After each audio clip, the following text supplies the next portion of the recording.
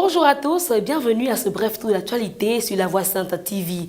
Abidjan abritera la 77e assemblée plénière du Comité consultatif international du coton du 1er au 10 décembre 2017. C'est ce qui ressort de la réunion de la commission permanente du Comité consultatif international en sa session du 27 octobre 2017 tenue en Ouzbékistan. Le mardi 31 mai 2017 à Washington aux États-Unis, le Comité consultatif international du coton CICC avait validé la recommandation de la dite commission relative à la tenue prochaine de la plénière à Abidjan. Après les réunions des organisations internationales des produits de base, telles l'Organisation internationale du cacao et l'Organisation internationale du café, la Côte d'Ivoire s'apprête à accueillir celle du coton.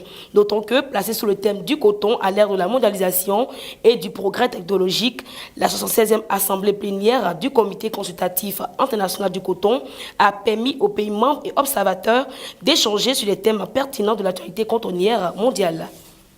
La centrale thermique d'Azito à Abidjan, en Côte d'Ivoire, a célébré le vendredi 27 octobre 2017 ses 10 ans sans accident de travail et sans arrêt de travail de un de ses employés.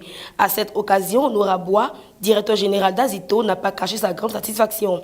Pour lui, chaque jour, une vie préservée dans le travail est une victoire à célébrer. Il a également profité de cette journée pour prendre de nouveaux engagements en vue de préserver davantage la santé de ses agents sur le site de travail afin de maintenir le cap de zéro accident de travail. Le vice-président de la Guinée équatoriale est reconnu coupable de blanchiment, d'abus de biens sociaux, détournement de fonds publics, abus de confiance et corruption. Théodori Obiang a été condamné à Paris vendredi 27 octobre à 3 ans de prison avec sursis et à 30 millions d'euros d'amende avec sursis pour s'être frauduleusement bâti en France un patrimoine inconsidérable. La confiscation décidée vendredi devra cependant attendre l'issue d'une procédure en cours devant la Cour internationale de justice. Le secrétaire général de l'ONU, Antonio Manuel de Oliveira Guterres, s'est rendu cette semaine à Bangassou, dans le sud-est de la République centrafrique, où il a rencontré les populations menacées par les milices d'autodéfense connues sous l'appellation d'Anti-Balaka. Il a profité de son séjour en Centrafrique pour exhorter les leaders chrétiens et musulmans à combattre les violences dans le pays.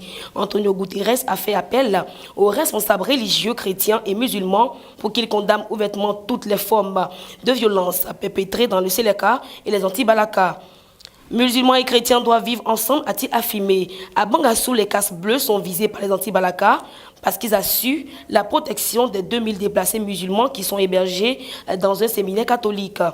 Antonio Guterres a donc profité de sa visite dans cette ville pour rendre un vibrant hommage aux 9 casques bleus qui ont été tués depuis le mois de mai.